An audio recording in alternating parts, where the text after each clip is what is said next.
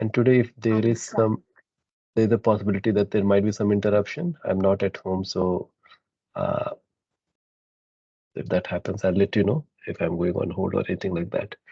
Okay. So, so, so last time we mentioned that where the chapter. What was the context of the chapter 1? Prabhuji, Arjuna was lamenting, to Hmm. not to Hmm. fight and finding reasons. Okay. Um, And then yeah. and then what he wanted to do, not fight, and then what he wanted to do. He wants to go to sannyas. Yeah, he wanted to renounce. Yes. Right. So now Arjuna, after Krishna talks about in chapter 17 that the anything, whatever we are doing in this world, comes under the modes, right? Even the charity or the tapa, right? Anything, austerity, everything comes under the three modes. And he's thinking that, oh, what I was doing in initially, was that a right renunciation? Was that renunciation also under the modes? Is that the reason why Krishna scolded me? Right? So he's thinking that way. Uh, yeah, just hold on. Somebody has entered the room. All right. So so he's just thinking, is that right? And that's where he's asking this question. You understand? That's where the question is coming from. Because there, that time when he's telling that, oh, I don't want to kill anybody, and I'll just go into the forest. That time he's thinking that, see, I'm not even fighting, right? People think that, oh, Arjuna, see, he didn't wanted anything, and he's a good guy, right? He didn't want to fight. People typically think about that.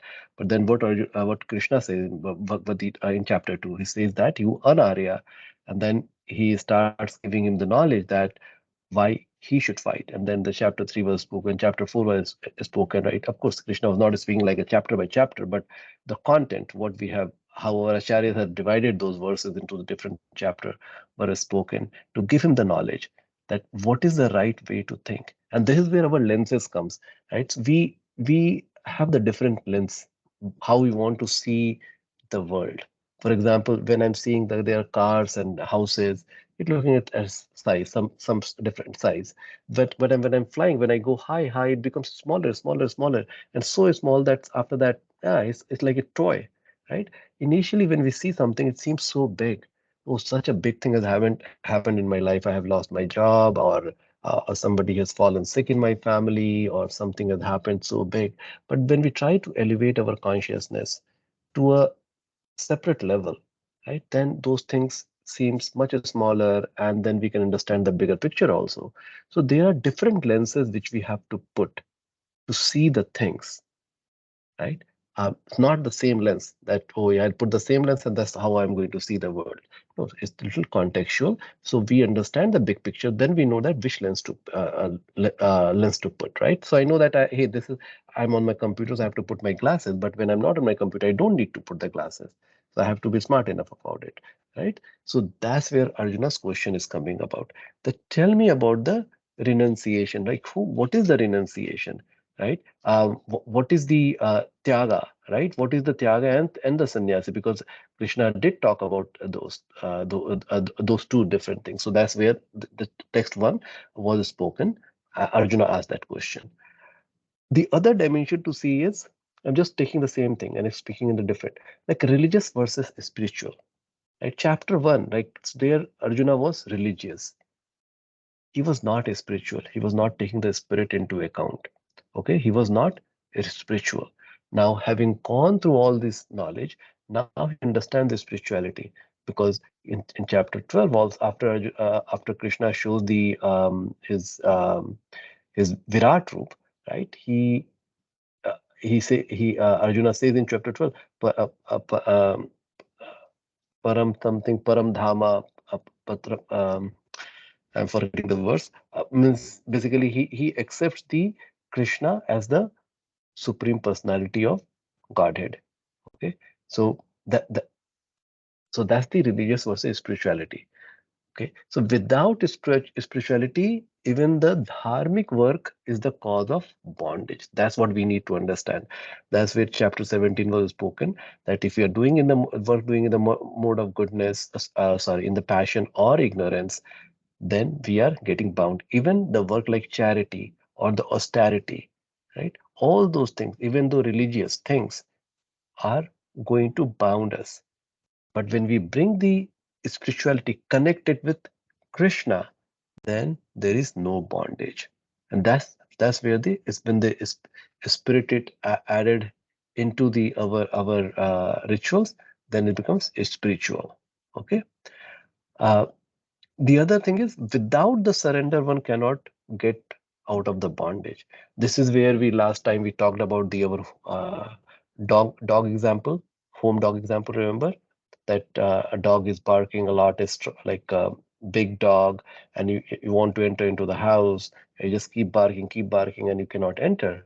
And the only way to enter the house is two things, right? One is somehow you befriend the dog, right? The other is the dog owner come and quiets the dog, say that, okay, quiet down, I know this person, and then you can come easily, right? Of course, when the dog is so out of so big, so you cannot control the dog, right? And that's where we are saying that Maya Devi is just like a dog of Krishna, and she just makes sure that we cannot enter into the spiritual world without our surrender. Surrender, then we accept. Surrender means, in this case, what does surrender means? Tell me, in your word, what does the surrender really means?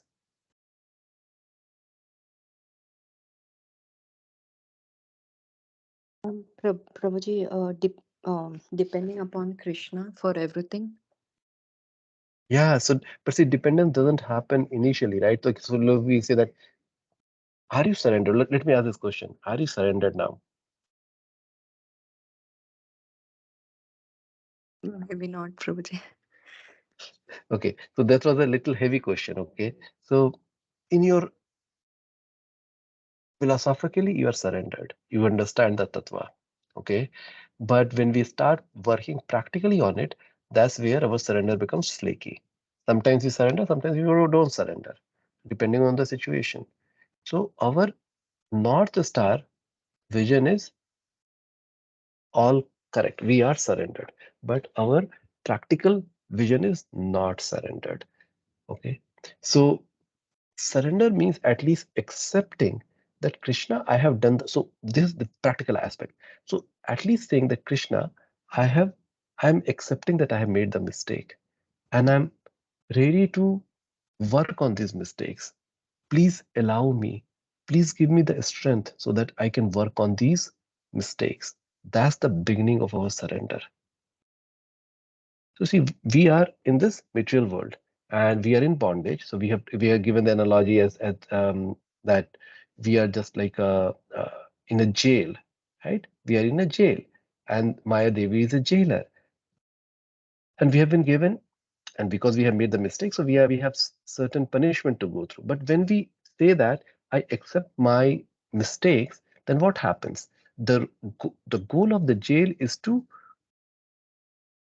um, uh, reform, right? The goal of the jail is to reform me. And if I'm saying that I am I, ex- I accept my mistake, it means I am ready to be reformed. In that case, um, all the punishment which is intended for me is not needed because I've already reformed. And that's exactly what the principle is of surrender.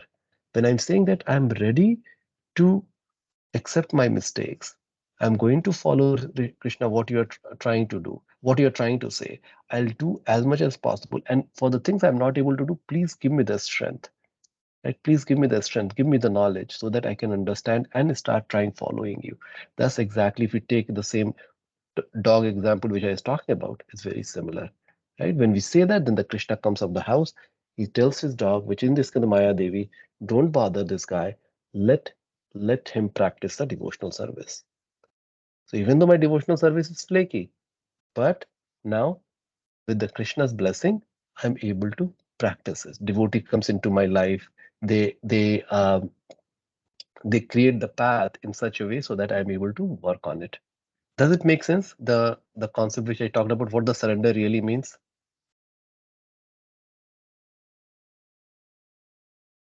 Preeti Mataji?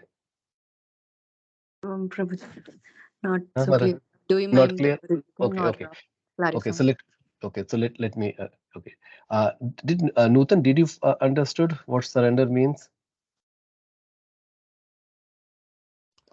So I will just say what I understand. I feel I Hmm. get most of it, but I would really say that it is something that that has to be like keep trying and Okay, keep working on it. okay. Uh, No, yeah. yeah, so let me make it. I'll repeat it again. Okay, maybe because I spoke so many things, confusion happened. So I'll speak one sentence and then I'll stop. So surrender begins when we admit our mistake to Krishna, that we have made mistakes in the past and I am ready to reform. That's the beginning of surrender. Does that make sense? What the surrender really, where the surrender begins? Yes, Prabhuji. Yeah. So that's the and because see, our North Star is clear. So theoretically, is we know that we want to go back to Krishna, but our swabhava, our anarthas, doesn't allow always doesn't allow us to always be on the same path. Okay. So first, setting the principle that I admit I have made the mistake, that paves the way where the Maya Devi, the jailer in this case, will reduce the kind of bondage which will be put on the materialistic people, reduces it. Now I'm able to do my sadhana. When I'm doing my sadhana, so I'm going to the next step, right? So first I said that I'm ready to, I made the mistake, I'm ready to reform. Now by saying that, and now Krishna is telling Maya Devi, okay, allow this person to practice, right? Now when I'm practicing to my sadhana bhakti, I'm getting more freedom, right? That how so all my karmas which were binding me, that bandhan, that bondage, the grip of the bondage, start getting little diminished or reduced, and then I keep practicing it. Those get loosened and loosened and loosened, and as my purity of the sadhana increases, my anartha reduces, those completely goes down. And that's the time one can, and this is the highest level, right? Suddha sattva stage. So once as I'm in a mode of ignorance, passion, but now I am working at the mode of goodness, right? So we have at least to approach Krishna, to do our sadhana, we have to add the mode of goodness. But then from the mode of the goodness to reach Krishna, we have to even transcend the mode. We have to come above the mode, right? Which is barking dog analogy. Dog is barking. Now we have entered into the house of Krishna. So we are beyond the purview of the dog. So we have to transcend. That's the time we are able to serve Krishna directly. Okay. So that's the surrender part. Okay. This is the because many times why I thought I should address it, because surrender becomes very theoretical if we don't understand what it really means. Okay. Uh, we also talked about all activities in this world are impacted by the three modes. And now Arjuna understand that he was in ignorance in chapter 1. And now ask what is the right way to renunciate. Okay, so that's the connection. Okay, so this chapter teaches us what to leave and what not to leave. So you will see that, like in renunciation means people are saying that, oh, I'll leave my okay, I'll leave. I don't want to fight. I'll go into the forest. But that was the wrong thing. So what Krishna ultimately tells Arjuna, that you should fight. So he cannot leave his action of fighting as a Kshatriya. Then what she should leave?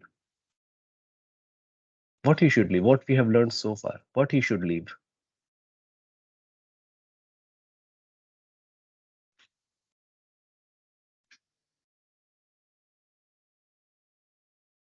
The result of fighting, right? He should leave the result of fighting on Krishna. He should do as a Kshatriya, he should do his dharma as a fighter. He should dharma yudh, he has to fight.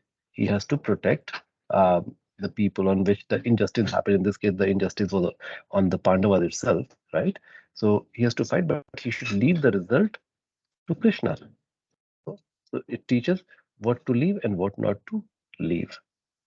Now Kṛṣṇa is going to help him further, right? Now Kṛṣṇa is going to help him further with the concept of what is true renunciation is, right? So net is as we surrender, then making decision becomes easy. Okay, so what is the learning? So learning is if we agree that we have made the mistake and we would like to make amendment, then the bondage is taken away. Why? Because the purpose of the punishment is not needed. So that's the net learning. Does it make sense? Any doubts here? Chirag Prabhu?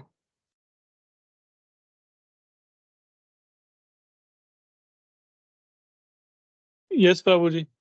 Sorry, I'm in the last chapter, so I'm just trying to learn more and more, trying to No, make miss, connections. so what I spoke so far, like I've been speaking for last 10-15 minutes. Is it making sense? Yes, Prabhu. Yeah, like specifically, like when Okay. you started talk about surrendered, I think definitely it was very clear. Yeah. So yeah, And, yeah. If you can understand the learning, what I said, learning is if we agree to Kṛṣṇa that we have made mistake, that's the beginning of surrender, and that would, and then we said, so I think we have made the mistake and would like to make an amendment. So we are surrendering to the Kṛṣṇa. That's the beginning of the surrender. And then what happens? By the Kṛṣṇa's blessing, the bondage is taken away. And then we are able to do our sadhana. And why the bondage is taken away? Because the purpose of punishment is not needed. Because I have made my inclination clear that what I want to do, which is to make amendment in my behavior. Okay. All yes, right. Prabhuji. Thank you very much. So we will, let me share my screen. Oh, so sharing.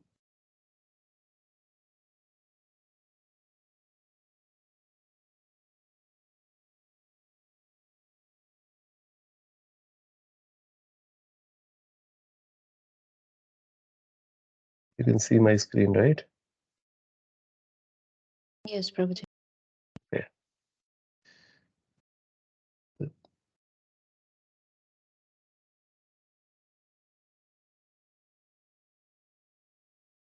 All right. So we'll start with verse 2. Shri Bhagavan Uvacha Kāmyanam Karmanam Inashyam Sri Bhagwan Vacha Kāmyānam Karmanāmyāsam Sannyāsam Kavyo Vidu Sannyāsa Sarva Karma Phala Tyāgam Sarva Karma Tyāgam Prahustyāgyam Vichakshanaha. Prahustyāgam Vichakshanaha. The Supreme Personality of Godhead said, the giving up of activities that are based on material desire is that what great learned men call the renounced order of life. And giving up the result of all activities is what the wise call renunciation. So let me, because this will, without the context, it may be a little confusing that why Kṛṣṇa is saying that, oh, what the wise man is telling. So see, Kṛṣṇa is, or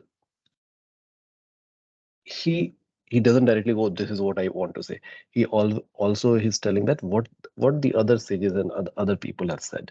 So first Kṛṣṇa will be talking what the others have said. Then Arjuna, later in the verse with Kṛṣṇa, Arjuna will ask, what is your opinion? And then Kṛṣṇa will give his opinion. Okay, so that's how the flow will look like. So in this second, so the first question Arjuna asked, what is the difference between tyāga and sannyāsa? Now Kṛṣṇa is starting with what the other Supreme Personality of Godhead said, the giving up of activities that are based on material desires is what learned men call the renounced order of life. And giving up the result of all activities is what the wise will call renunciation. So he is starting that leave all the activities that are based on the material desire, that is sannyasa. And then he's telling that he's telling that's what the learned men, means some of the sages, have called it.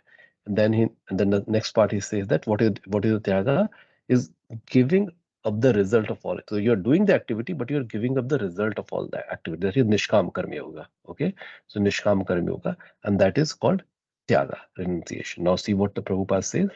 The performance of activities for results has to be given up. This is the instruction of Bhagavad Gita. So anything which we are trying to do for result, that has to be given up. That propensity has to be given up. But activities leading to advanced spiritual knowledge are not to be given up. Prabhupada is already setting up the things which Krishna is going to tell later, right? That one should not leave the activities. And what should be the decision? What activities to be left and what the activity shouldn't be left? That's what Prabhupada has written in his purport. But activities leading to advanced spiritual knowledge are not to be given up. This will be made clear in the next verse.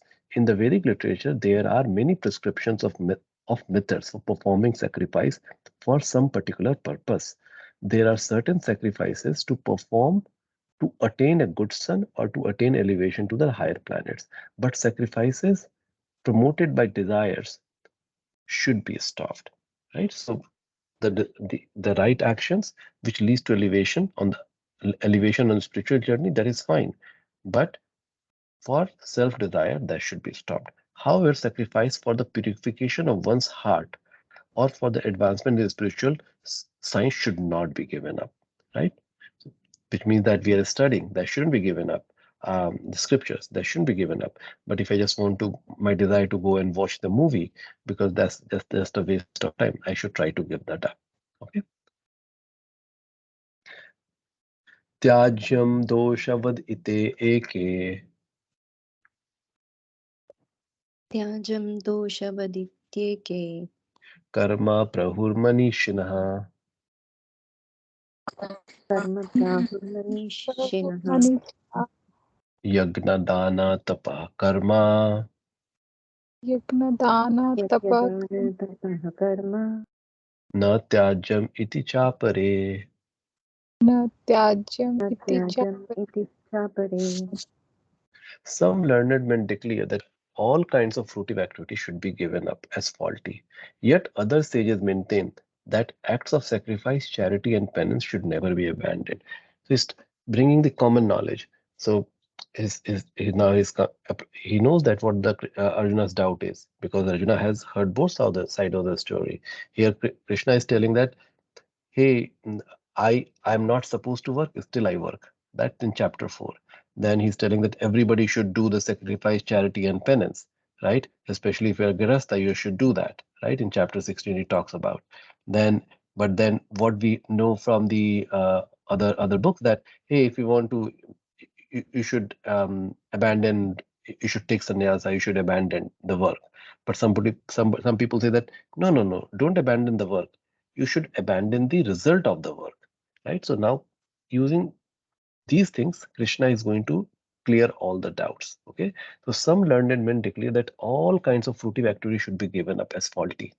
Yet others say maintain that acts of sacrifice, charity, and penance should not be abandoned, should never be abandoned. So there are many activities in Vedic literature which are subjects of contention. For instance, it is said that an animal can be killed in a sacrifice. Yet some maintain that animal killing is completely abominable. Although animal killing in a sacrifice is recommended in the Vedic literature, the animal is not considered to be killed. The sacrifice is to give a new life to the animal. Sometimes the animal is given a new animal life after being killed in the sacrifice, and sometimes the animal is promoted immediately to the human form of life. But there are different opinions among the sages.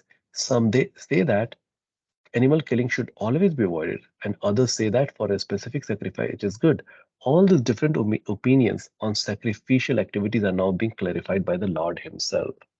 Now you understand, right? So there are like different scriptures are created for the different mode of people, but the principle and the intent always remains the same, right? And so which is in the Padma Purana, there is a let me see if I can find that.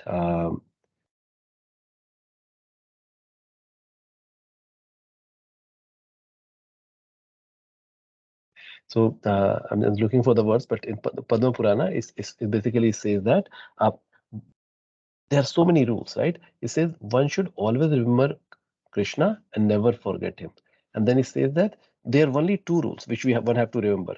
first rule is one should always remember Krishna. The other rule is never forget Krishna. And all other rules in the scripture are subservient to these two rules. Okay, so the verse is Smrtavya Statatam Vishnur Vishmartavyo Na Jatuchit. So Smartavya Statatam Vishnu. Always remember. Smartavya means remember. Satatam, always. Vishnu. And Vismartavyo, right? And Vismartya means never forget. Na Jatuchit. So never forget him, right? And what it says? Sarva Vidhi Nisedha Syur. Sarva Vidhi Nisedha Syur means in all injunction and prohibitions are Ityor eva kinkaraha, dependent on these two principles. So this is what the Padma Puran says. So there are injunctions which clarifies it, and here Krishna is going to clarify these injunctions. Okay, uh, so so animal sacrifice you understood, right? The purpose of the animal sacrifice in the Vedic time was to promote them to the next higher form, and it also used to tell them that the sacrifice was done correctly, which is it was done with the proper mantra, because those priests, because then they had the power to elevate the consciousness, the soul from one body to the other body, right? So that was the reason. But if people started using that for any kind of sacrifices, right? So and that's where this in the Kali Yuga this became very prevalent, and people say that no, you shouldn't be doing that, right? So for a common man, of course, no animal killing, that should be the rule. But for some purpose, animal sacrifice was okay. It's very dependent. It depends, kind of a answer. Next verse. Nischayam shrunu me tatra. Nischayam shunu me tatra. त्यागे Bharat सतम. Tyage Bhagye bharata bharata satyam. त्यागो हि पुरुष व्याघ्रः. Tyago hi purusha Bhagye vyagra. vyagra. त्रिविधि संप्रकृतिः. Trividha Vividha samprakritya sampratitah. titaha. O best of the Bharatas, now hear my judgment about renunciation. O tiger among men, renunciation is declared in the scripture to be of three kinds. So now, because Arjuna, of course, first Krishna says that, oh, they what the wise tells and all those stuff. Then Arjuna, of course, in his mind is telling that, "Oh, please, Krishna, tell me what you want. What is your opinion?" So Krishna says, okay. Let me give you my opinion. So here says, Lord says that the process of renunciation should be considered in terms of the modes of material nature in which it is performed. So now the three modes, and that's the answer. So all things you sacrifice, hey, one should renounce the work completely, versus says they renounce the fruit of the work. That will become clear that it is very contextual, and that depending on what answer is we are telling, it is from that particular mode.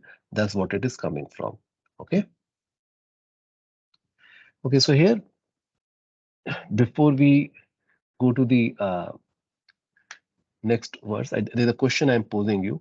Have you ever thought why once we have cleaned that we continue to keep cleaning ourselves? So this question, does this question comes to you that, okay, I started my bhakti and say bhakti is all purifying. Once I started my bhakti and I'm saying that I'm surrendering to you, Krishna, right? Then why do I keep need to doing this all the other work like m- s- tapa, charity? Why it is really needed? Why means if I have cleaned myself, it should be done, right? I'm clean. I should continue. Why we have to keep cleaning, like keep working on ourselves? Does this question ever occur to you?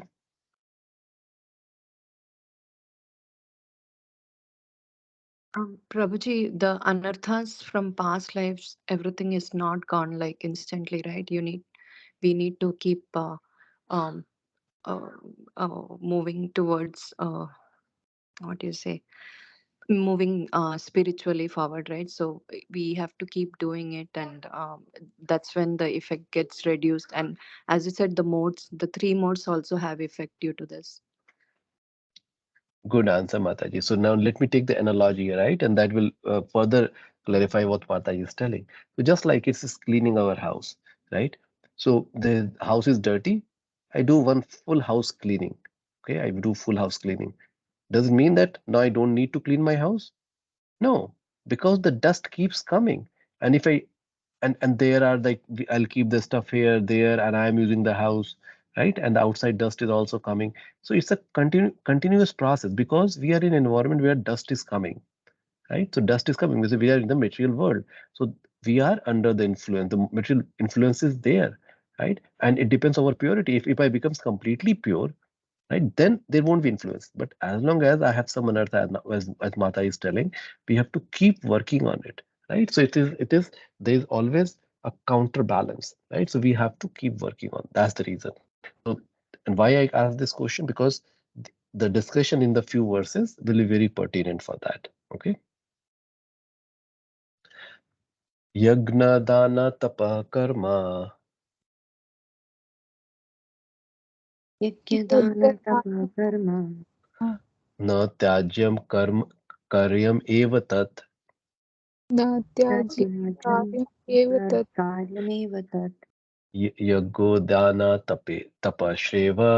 tapasheva yag yagyodanam tapaschaiva pavanani manishinam.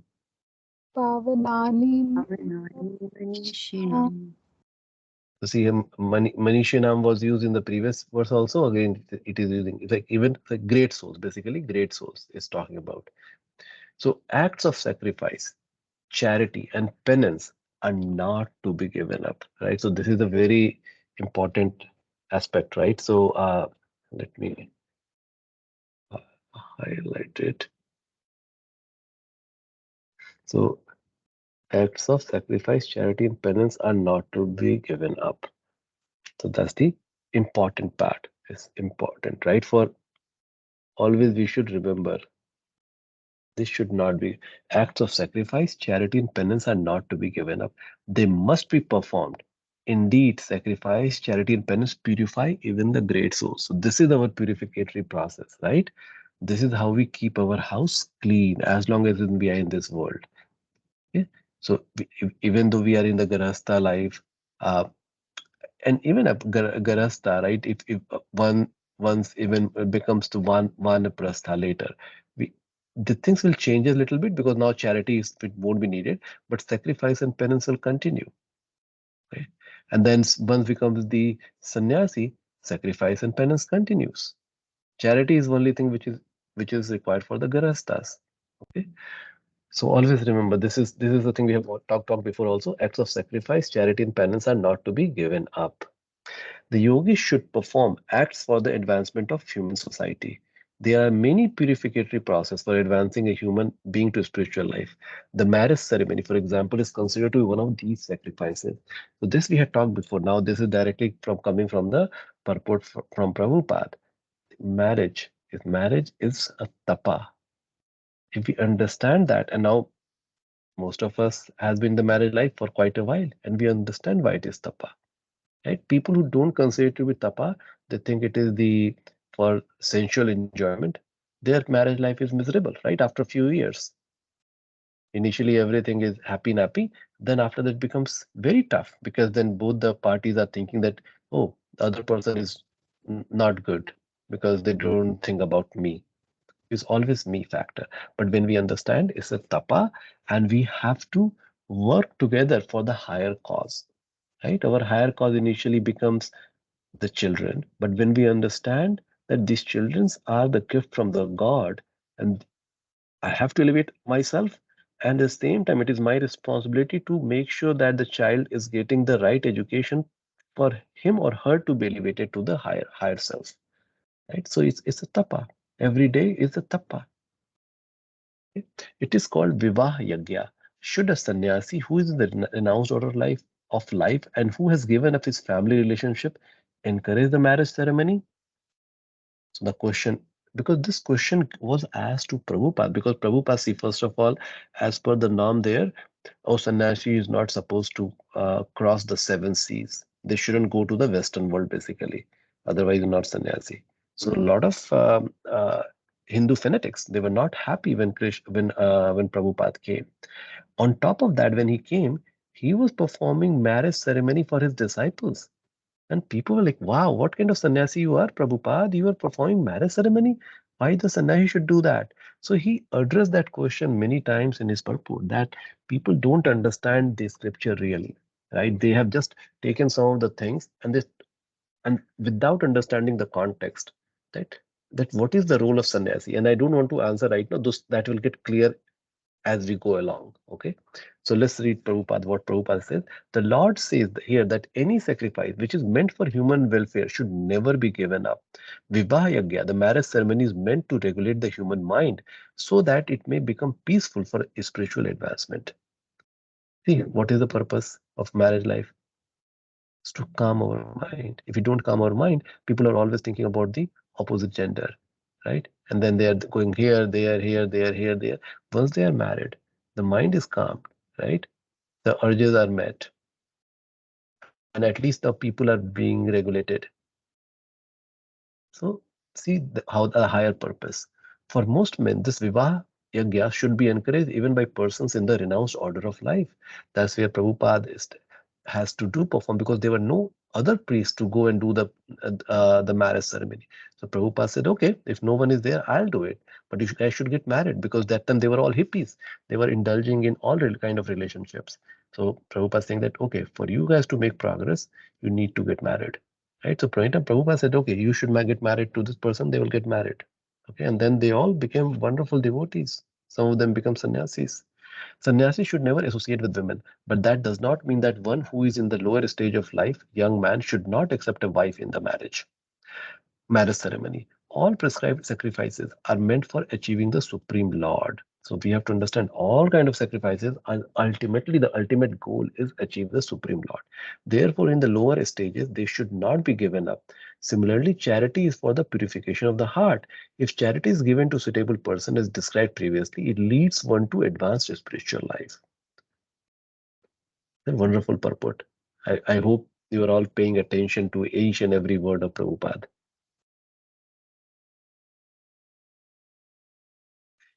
एतानि अपि तु कर्माणि एतानि अपि अपि तु कर्माणि सङ्गं त्यक्त्वा फलानि च सङ्गं सङ्गं त्यक्त्वा त्यक्त्वा फलानि च कर्तव्यानिति मे पार्थ कर्तव्यानि कर्तव्यानि ते पार्थ निश्चितं मातम् उत्तमम्. निश्चितं निश्चितं मत मदनुत्तमम् उत्तमम्. All these activities should be performed without attachment or any expectation of result. They should be performed as a matter of duty. So they are highlighted. It should be performed. So what is the right principle? We shouldn't abandon the work, but we should do the work as a matter of duty without attachment or expectation. Do you see do you think there's similar words which was spoken before by Krishna on this? Very similar meaning?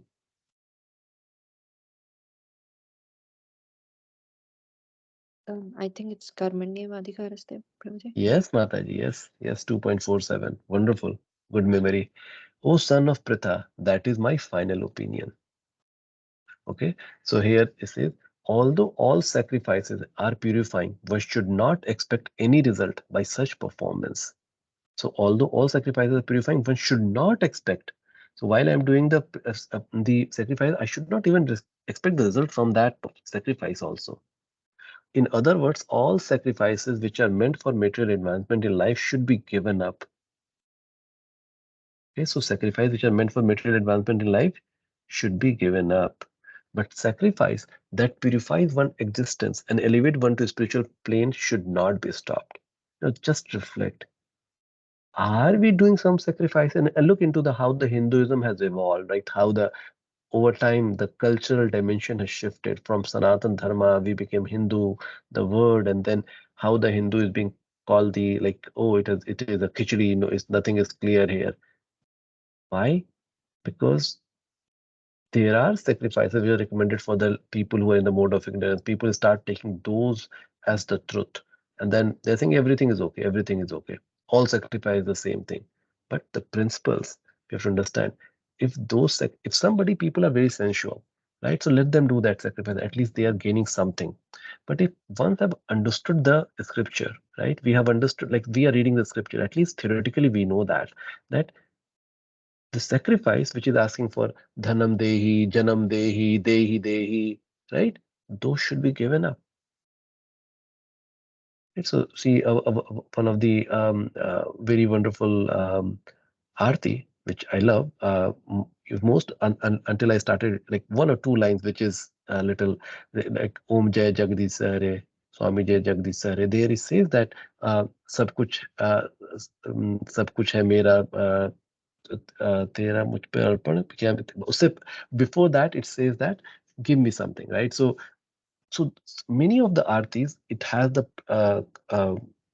notion that give me something, right? And I was talking to one of my friend, he was telling that, hey, all the things are same everywhere, everybody is asking, right? We think that spirituality means going to the god and asking for something, but those are rituals, right? So we have to understand these three lines. In other words, all sacrifice which are meant for material advancement in life should be given up, but sacrifice that purifies one's existence and elevate one to spiritual plane should not be stopped, right? So we do our sadhana, we worship the Krishna, we chant mantra.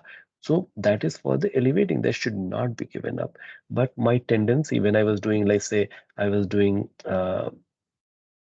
like a Monday, like a Somvar, that is for the many people, they worship the Sankarji to gain good spouse, or people do the Lakshmi Puja, like the Vraha Lakshmi, some Lakshmi Puja. My mother used to do on Thursday for your husband. They should get a good job and they should get promotion. All those things should be given up. Okay, so anything which has a desire into that, for some desires for the self or for the family member, anything, because everything is for the self. Why I'm looking for the family members? Because there's some self-interest attached to it. That should be given up. Everything that leads to Krishna consciousness must be encouraged. In the Srimad Bhagavatam also it is said that any activity which leads to devotional service to the Lord should be accepted. This is the highest criteria of religion. A devotee of the Lord should accept any kind of work, sacrifice, or charity which will help him in the discharge of devotional service to the Lord. So see this principle, and this is what Prabhupada imbibed in the ISKCON when he established the ISKCON as a society, that temples are the place of education. Even more important than the place of worship, it is a place of education. The people need to understand that. And then Prabhupada disciples, they took the work. They were like working people. Like so before, in the norm was that, oh, you are coming to Krishna consciousness, then you should be chanting 64 rounds, and then which means that even ideally you're not working, right? But a lot of our acharyas, means even Bhakti Vinod Thakur, he would chant 64 rounds, but his schedule was such that he was able to manage. But most of the people, for us, it is very difficult, and that's where Prabhupada, looking into the principle, allowed us to say that okay, 16 round minimum. It's not that 16 round and then done. So 16 round minimum. At least start from there.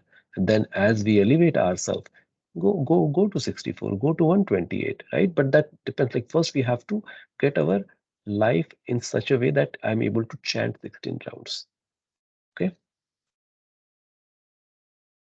Text 7. Niyate tu sannyasa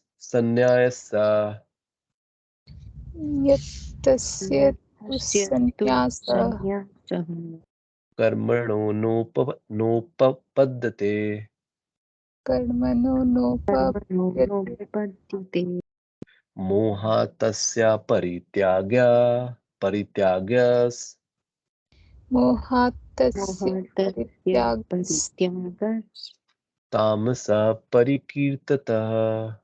तामसः परिकीर्तितः।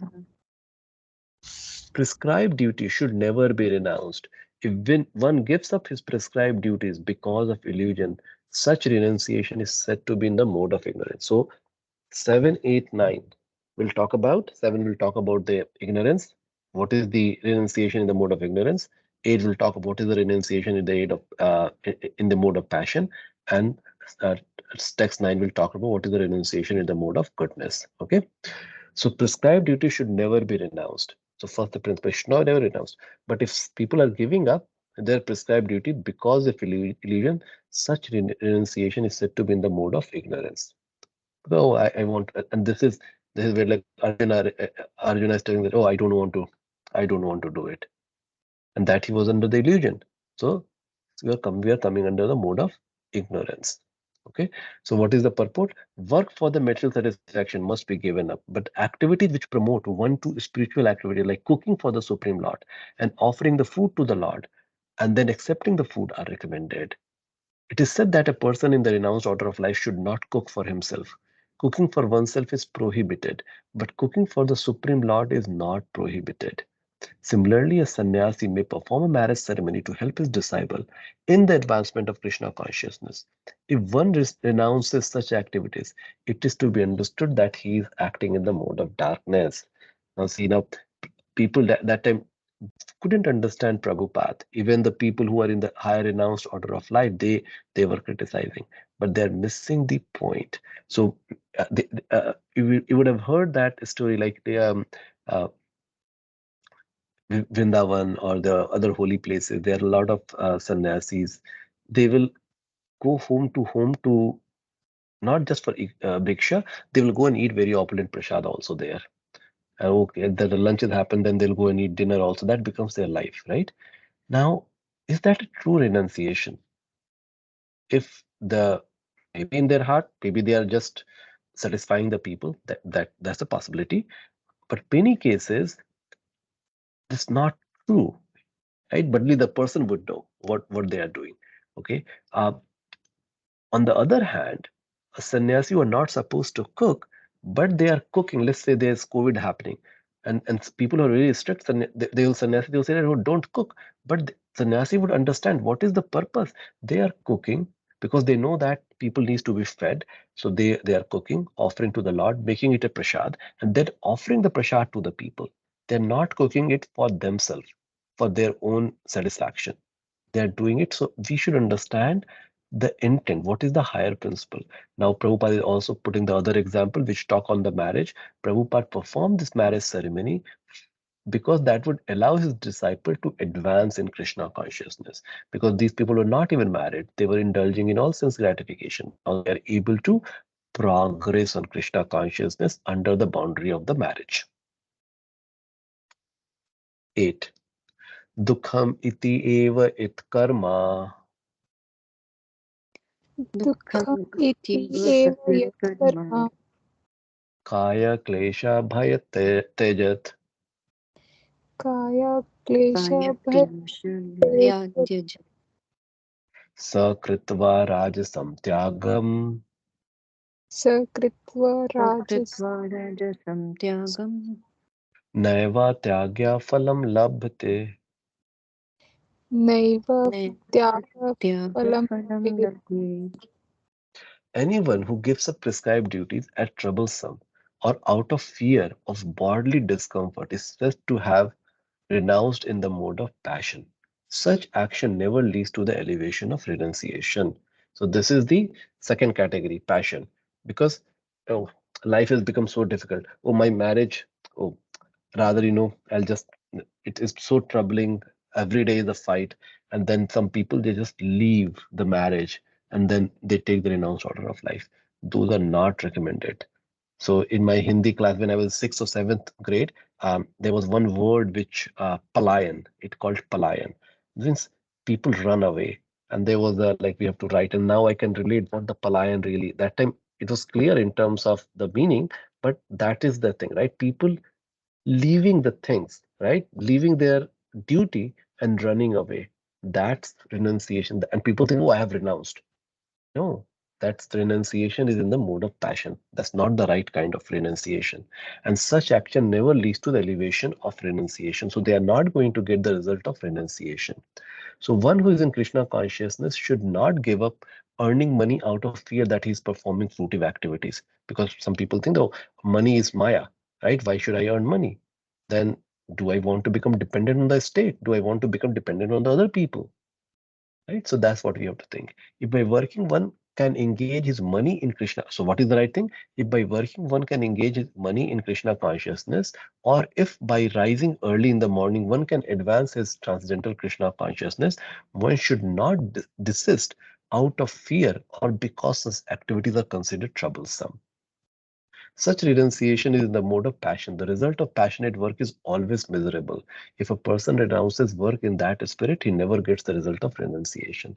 So we should, these kind of renunciation will, the result will always be miserable. There won't be happiness, satisfaction inside. And 9 is goodness. Karyam iti eva yat karma. Karyam ityeva eva yat karma karma Niyatam kriyate Arjuna. niyatam niyatam kriyate kriyate Arjuna Saṅgaṁ tyaktvā phalam chaiva. saṅgaṁ saṅgaṁ tyaktvā tyaktvā phalāni phalam chaiva Sa tyāga satviko matah. tyāga satviko tatyāgah satviko matah. Oh Arjuna, when one performs his prescribed duty only because it ought to be done and renounce all material association and all attachment to the fruit, his renunciation is said to be in the mode of goodness. So there are 3 things, right? So what is telling? When performs his prescribed duty out of duty. So number 1. And then because it ought to be done means it's a responsibility, it's a responsible thing. As a grihastha, I have to do something. For example, I have to take care of my wife, I have to take care of my children. So it ought to be done. And renounces all material association. Number 3. And attachment to the fruit. 3 and 4 are similar. His renunciation is said to be in the mode of goodness. Okay, so we have to learn to renounce our material association. Okay, I have to take care of my wife and children, but now that it should not, because I'm taking care, when I grow old, they're going to take care of me. Or if my son and daughter, they go and make big money, or that I'm going to enjoy.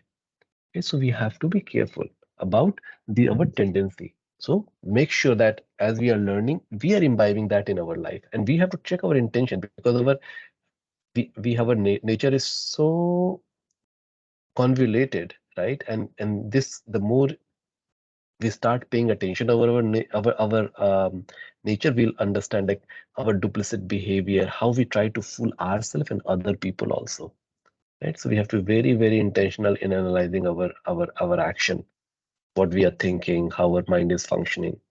So purport: prescribed duties must be performed with this mentality. Prescribed duties must be performed with this mentality. One should act without attachment for the result. He should be disassociated from the modes of work. Disassociated from the modes of work. A man working in Krishna consciousness in a factory does not associate himself with the work of the factory, nor with the workers of the factory. He simply works for Krishna, and when he gives up the result for Krishna, he is acting transcendently. So this is Nishkam Karma Yoga. So you see, in the Niskam Karma Yoga, what happens? One is giving up the result, but there is one other step. Just not giving up the result. I'm taking this result and offering to Krishna, and that becomes bhakti. So this is bhakti. So Nishkam Karma Yoga, if you talk, okay, it's connection with the Lord. So it's okay, Nishkam Karma Yoga, if I really understand, that's bhakti.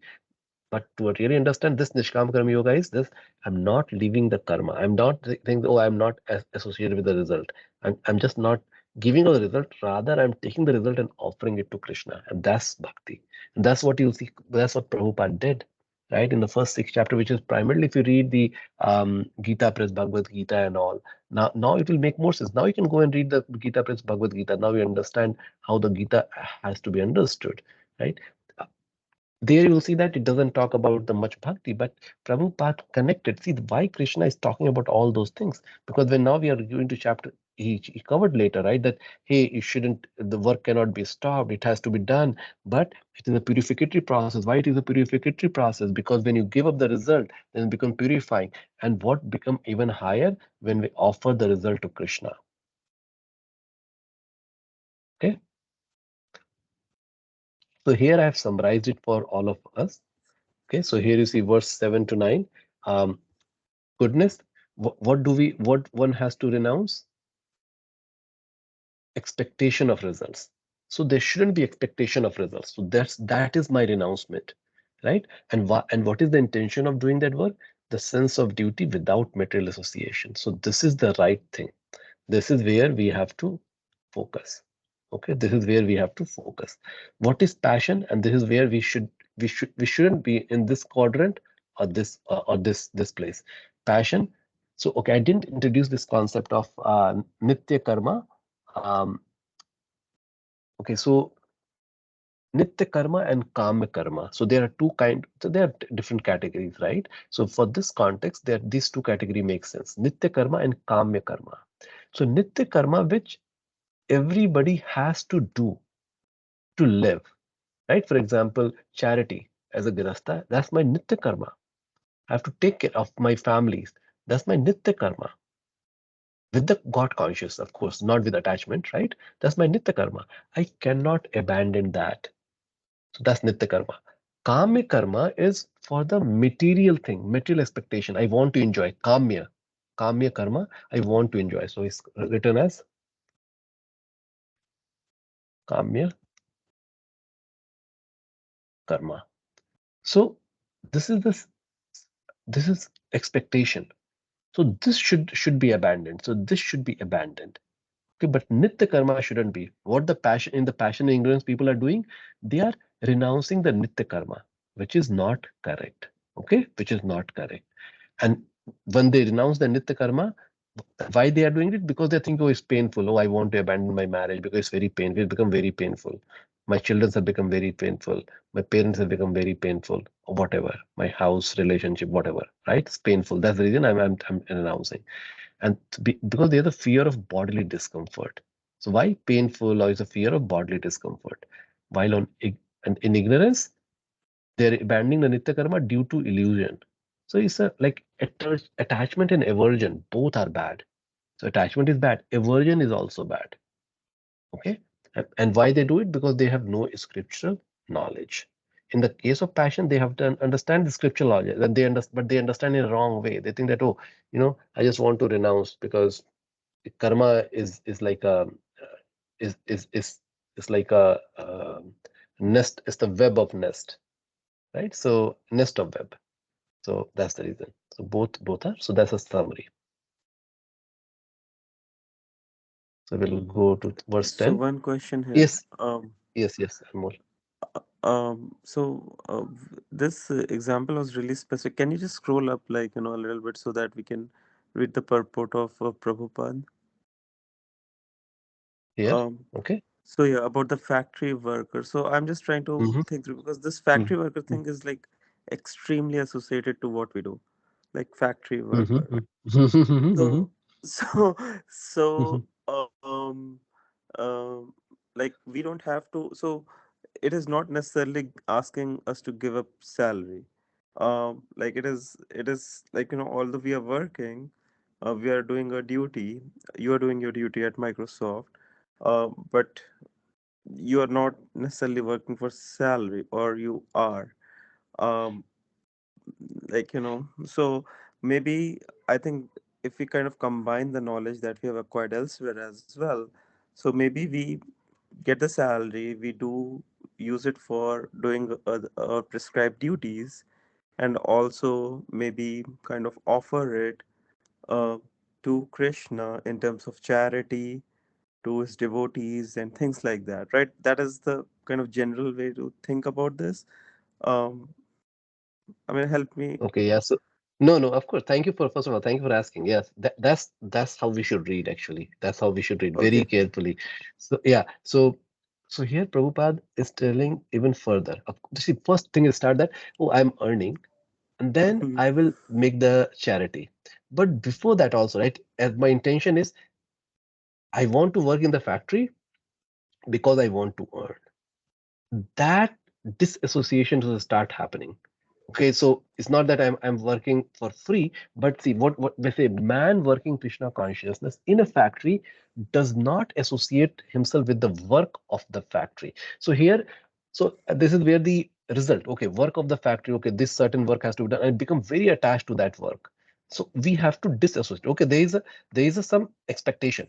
Okay, there's expectation from my job and your job that we should do, right? But now getting attached to that work and then getting attached to the people within my team, and that's where our relationship, the problem of the relationship, oh, this person is against me, and this the politics in my work, those things start coming. When we disassociate ourselves from that, then what happens? We are working that, oh, this work I'm here to do because I have to support my family. So I'm working to the best of my ability, thinking what is the right thing to do, right? And then now my right level of right thing, right? Now we understand that the work which I am doing that has a purpose, okay? And it is not for that if I do this work and which shows me as a superstar, then I'm going to get promotion. So that factor goes away. Okay, so that's what Prabhupada is when he says that disassociate yourself from the work factory or the worker. It means that my association in terms of the self benefit, what this work is going to give to me, or what these workers are going to give to me, that should be disassociated.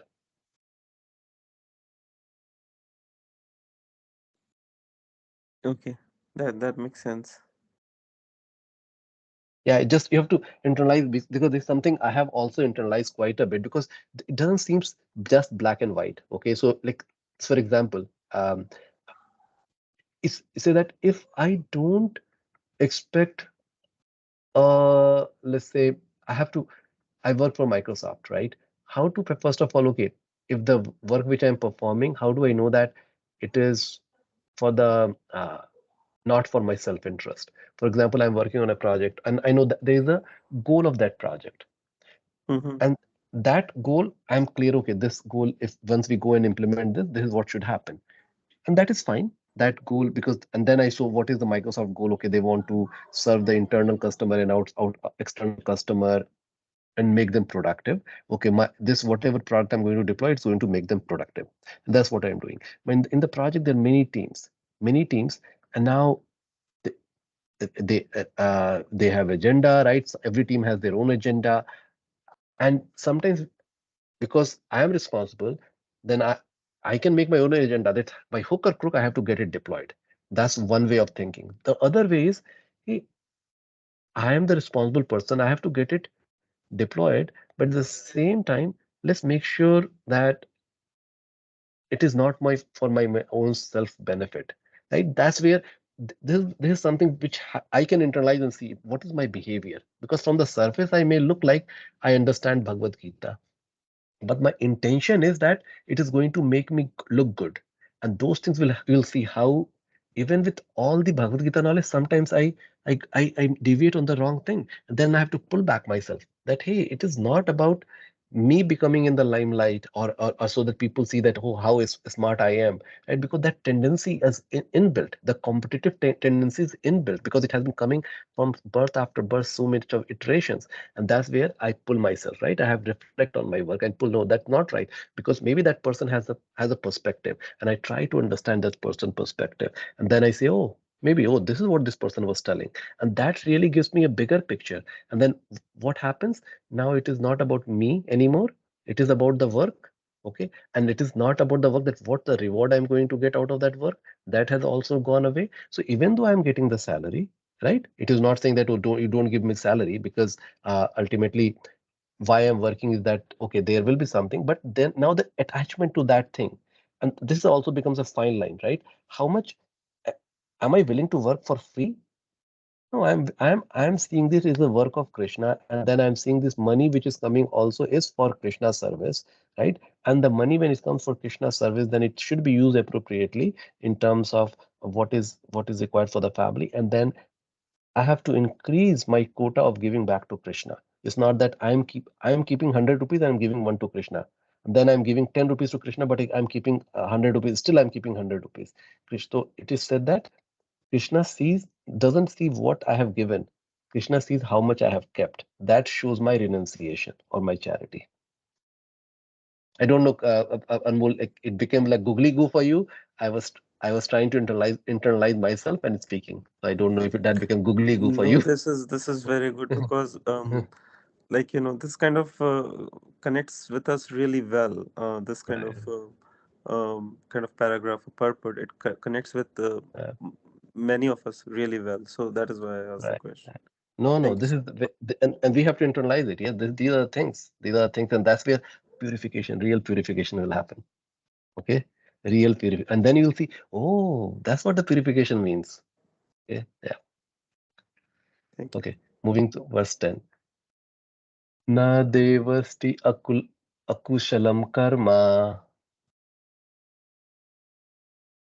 Nadvesh- Tadveshti kushala Dveshti akushalam akushalam karma karma kushale nanu sajjate kushale kushalena shajjati shajjate tyagi satva samavishto tyagi sattva tyagi sattva samavishto samavishto madhavi chinna samsaya medhavi medhavi medhavi chinna.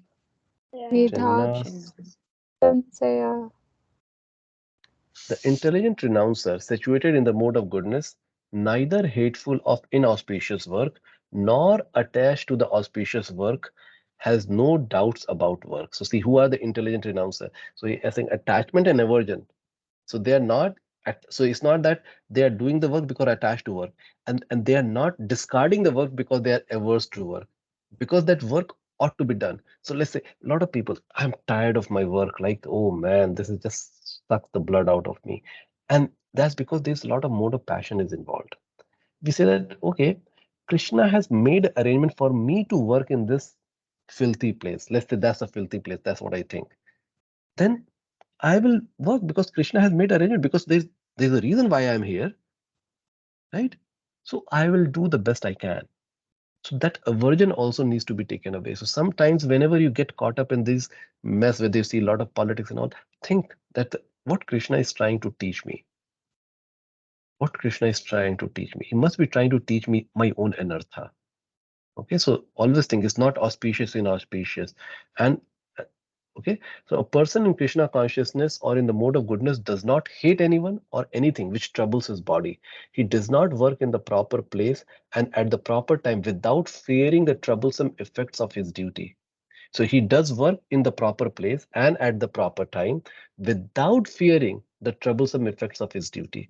Such a person situated in transcendence should be understood to be most intelligent and beyond all doubts in his activities. So a lot of Prabhupada disciples, the monks, the sannyasi, they took a lot of rest.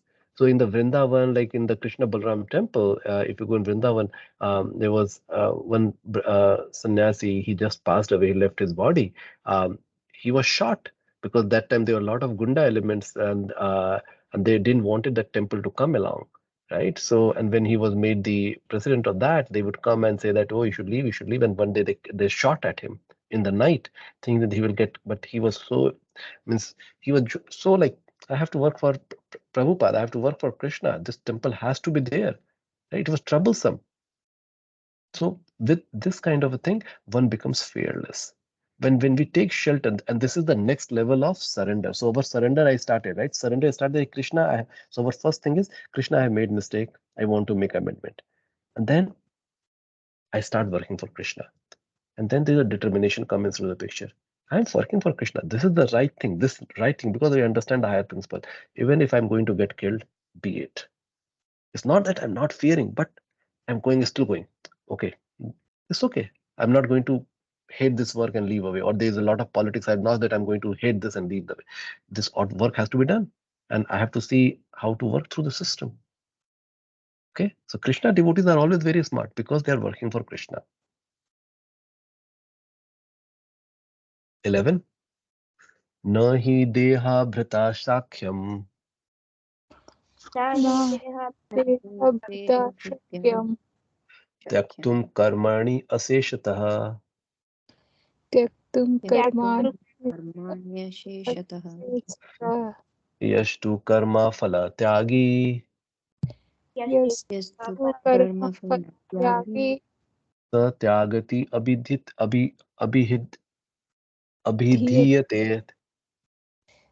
tyag abhidhiyate. अभिधीयते. It is indeed impossible for an embodied being to give up all activities, but he who renounces the fruit of action is called one who has truly renounced. So, summary, but he who renounces the fruit of action is called one who is truly renounced. So, what is the really renounced person means?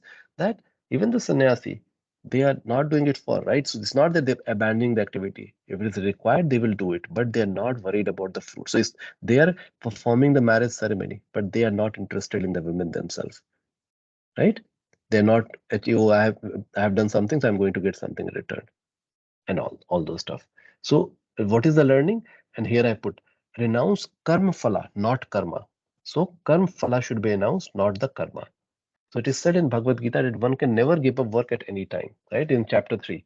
Therefore, he who works for Krishna and does not enjoy the fruity results, who offers everything to Krishna, is actually a renouncer. So who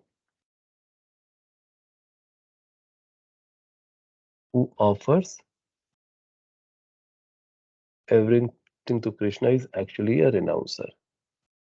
There are many members of the International Society of Krishna Consciousness who work very hard in their office or in the factory or some other places. And whatever they earn, they give up to the society. Such highly elevated souls are actually sannyasis and are situated in the renounced order of life. It is clearly outlined here how to renounce the fruits of work and for what purpose fruit should be renounced. So I don't have time, but I'll quickly tell you two instances. One, this I have talked about, and whenever I talk, I really feel my heart really start melting. So he's the one who established the LA temple, LA ISKCON temple, and he would throughout the night he would drive taxi, and whatever money will come, he will give it to a temple. Everything, 100%, not 10%, 100%. So the temple was surviving on his earning, and throughout the day he will be doing the work. Like he was the one who actually built the cart, the Rath cart, which is called like the Jagannath Rath Yatra. It was his innovation. He built that big cart, right? And then all the models evolved on top of that. So his picture, whenever you go to the any of Jagannath Rath Yatra, you'll see on the cart there's a picture of a Prabhu. That is him. So that's one story, right? And he wouldn't even buy a trouser for him. He was wearing the trouser which was like which was which has tear all across. And people think, hey, spend $10, go and buy something. He wouldn't buy, and then I like this is I don't want to, because he stole them. Then he got caught up by the police, and then all this case went, and then the judge heard about this story. Judge started crying, and they left they say that, oh, you should like, so they are sannyasi. They are sannyasi, right? The other person, recently I went to the New Vrindavan. If you just look up on the internet, New Vrindavan, a great place to go. You should all should go visit. It's the resort kind of. It's in the 2 hour drive from Pittsburgh. Prabhupada wanted it to be a farm community. There is still a Maharaj. He lives. He doesn't go outside the perimeter. So some sannyasi, they take the renounce that I won't go because there's a seva Prabhupada. And we were going into the old Vrindavan. So they because my Maharaj he served there for 10-11 years. So there's the old Vrindavan where the original Vrindavan there. So we were going there, and there is no road, so it was all gravels. So we are driving, and we saw that one person with the big bulldozer. He was taking out all the tree, paving the path, and all. We said, oh, who is that? Then the person who was taking us, he said, oh, that's Maharaj, that's Maharaj. So he was just bowing down. So he is a Maharaj. He's a sannyasi.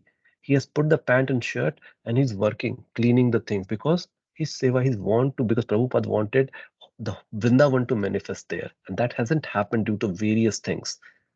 Right? Of course, building anything here is very difficult, right? Like it takes money, right? And the people, and who wants to go and live there and do that, and it has gone to the turmoil. But the sannyasi, so these are the people. So of course he's a sannyasi, so for him calling a sannyasi. But the first example I said, he was the Garasta. I mean, he was not a sannyasi. He was not putting the orange robe. But these are the people who are sannyasi. I know other person who was a brahmachari, and then he came and he married here, and then he became a very successful businessman. Like I think it's $1 billion company, and he gives 50% of his earning straight 50% of his earning profit to ISKCON for various services. They are sannyasis because they are not attached. Okay. Text 12. Anishtam istam mishram cha Anishtam Anishtam Anishtam ishtam Ishtam mishram Mishram cha trividham karmana phalam vidham Trividham karmanah phalam bhavati atyaginam pritya Bhavati bhavati Atyagina atyaginam na pritya tu sanyashinam kavachit.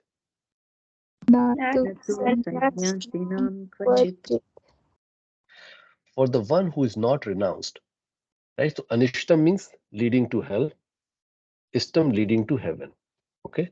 So for one who is not renounced, the threefold fruits of action, desirable, undesirable, and mixed, occur after death. But those who are in the renounced order of life have no such result or suffer or enjoy.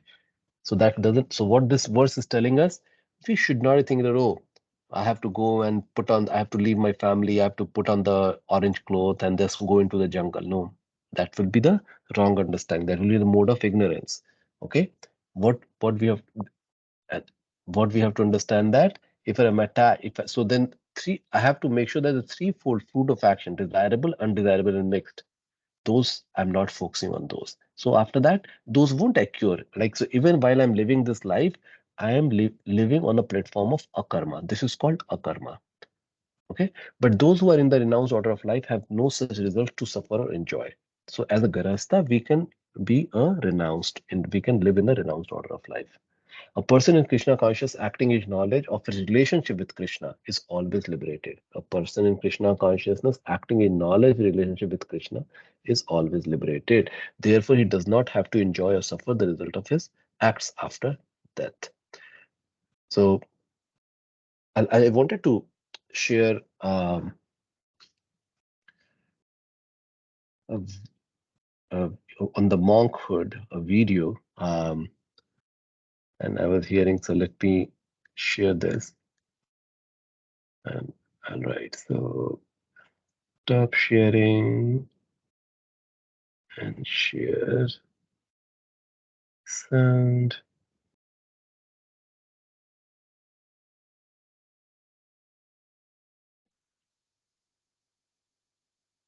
So let me know first of all if you can hear it, and then I'll be. Actually authentically live up Can to. you I hear? can see you're always challenging yourself. Can you guys hear? We can hear it. Yes, Okay, Prabhuji. then I'll make it full screen. So this talks about who is the monk, and this is, but actually I'll share this. You guys should hear the whole thing. It's a wonderful lecture. I loved it. I just happened to find it. To the next level. And I guess that's what I love about our path of being a monk, is that, and I was speaking about this with Radhanath Swami too, that we have self and service. So you have your own personal meditation, you have your own personal prayer and your sadhana and your practices, and then you're going and extending yourself for the world. Right. And I feel like you've found a way of using all your talents in service of humanity. So it's not that you became a monk and thought, okay, now I need to let go of this.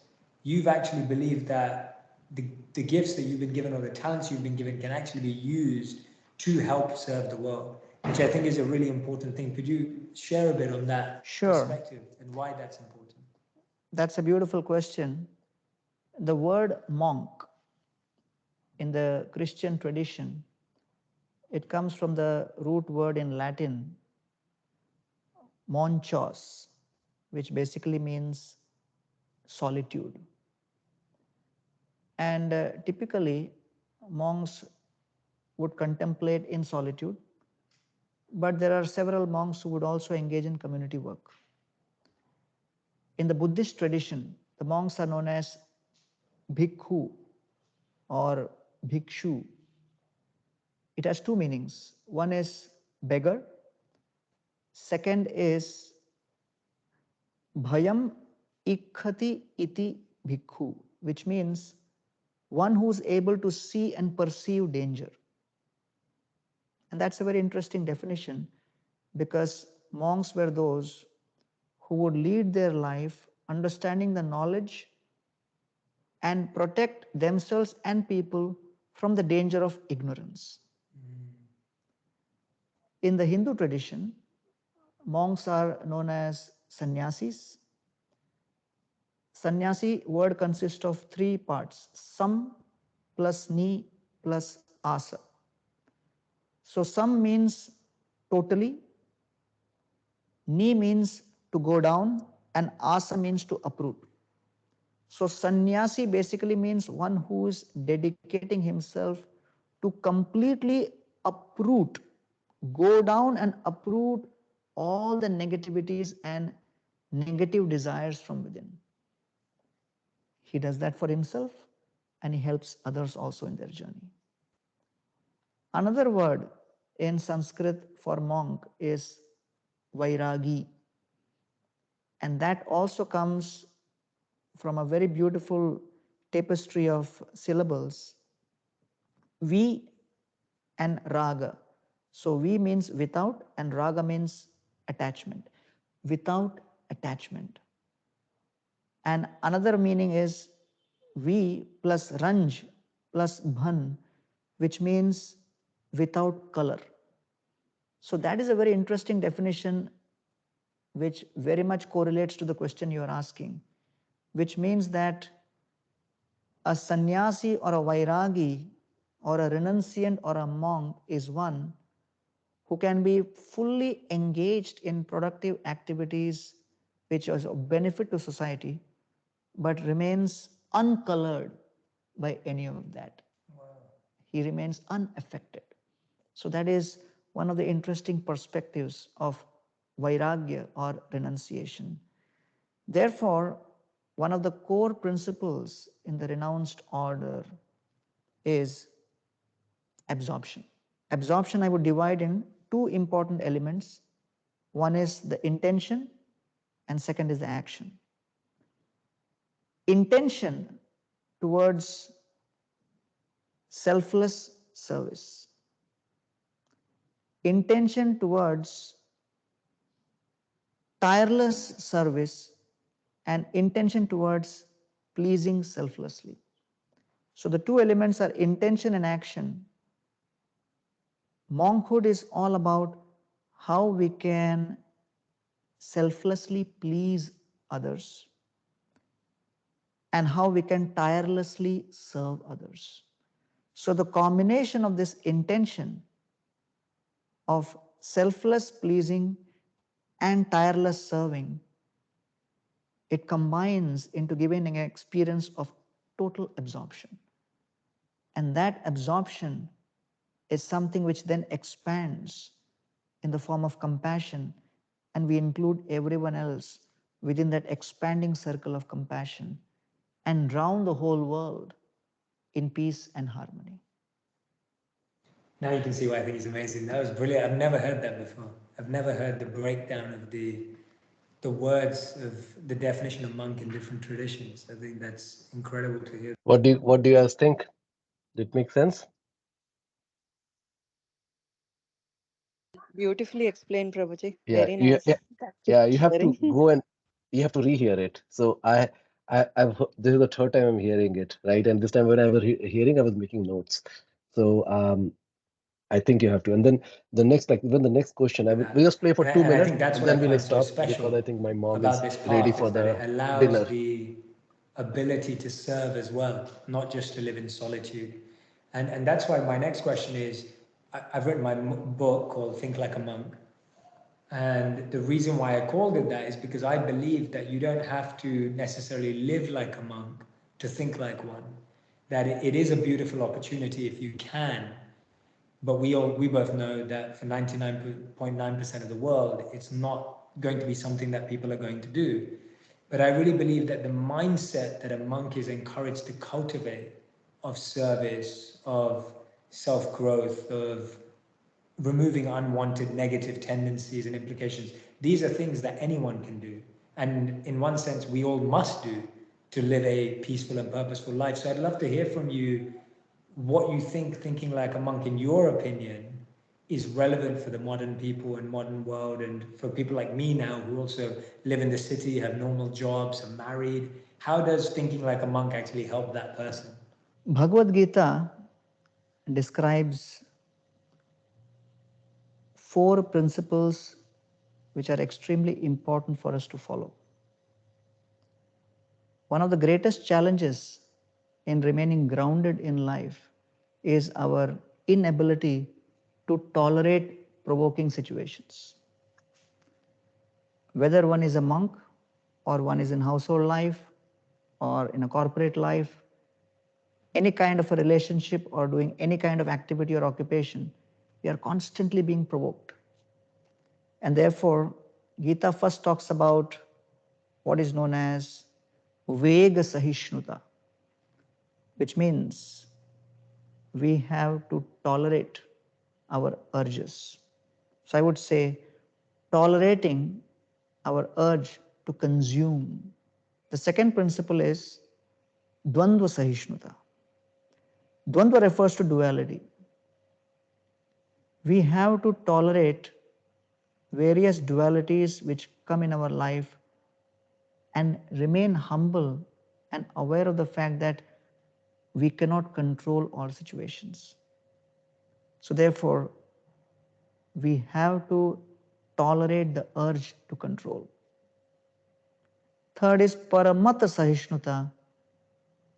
We are so convinced about our opinions and our standpoint and our viewpoint that we want others also to buy into that. And so many arguments, differences of opinion happen, relationships break down because we have a strong urge to convince others. So we have to tolerate that urge to convince others in certain situations. And the fourth is the urge to compete, and that is known as Parotkarsha Sahishnuta. Certain people will do much better than us in so many different ways.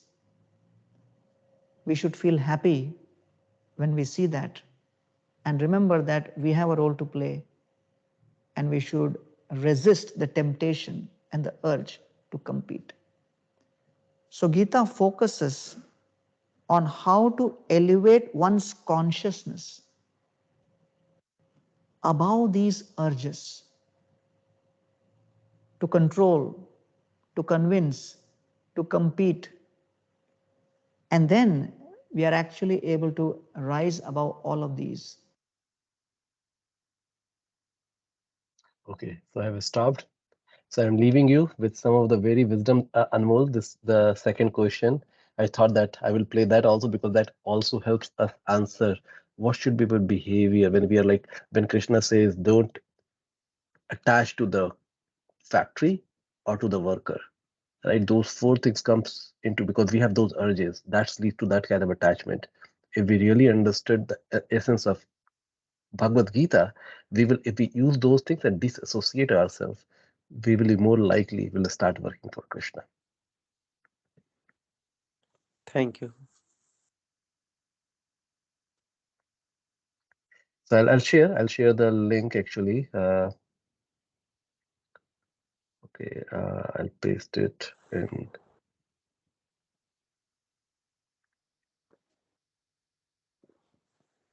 Okay, so this is your homework. You all can listen and share. Share like what are some of the learnings in the chat? What did you really learn? Washington homeowners, Okay. look. So feel free to share, let other learn from your own understanding.